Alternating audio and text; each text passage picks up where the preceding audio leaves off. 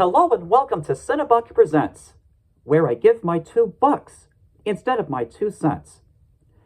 When I first saw the trailers for this live-action remake, I was initially skeptical about it, mainly because of how stale and artificial the presentation looked. But like the old saying, you can't judge a book by its cover, you can't always judge a movie based on just the trailers alone. So I decided to go into this remake with an open mind, like I usually do. And how did it turn out?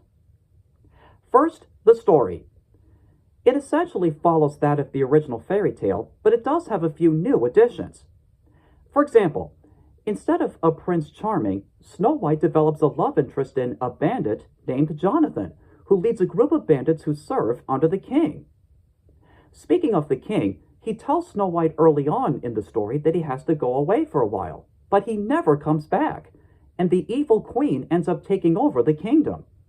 With the help from the bandits and the 7 dwarves, not only does Snow White try to figure out the whereabouts of her father, the king, but she must also try to take back the kingdom and restore it back to the way it was.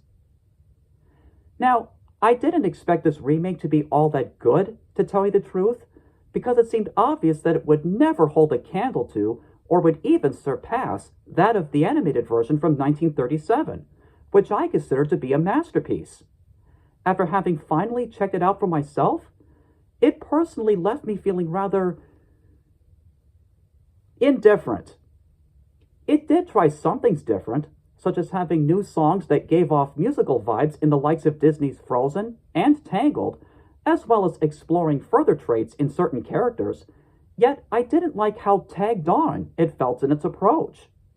Given the fact that it has forgettable new songs, a lack in development, a semi-predictable plot with a weak climax, and a misguided direction, it ultimately resulted in the kind of remake I knew it would be from the very start. Stale and artificial. Where's the charm? Where's the subtlety? Where's the atmosphere?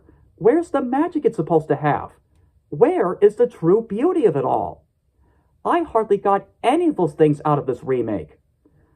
This should have been a Disney Plus exclusive like the live-action Pinocchio remake was. Out of all the remakes Disney has put out so far, this one is certainly not the fairest one of them all.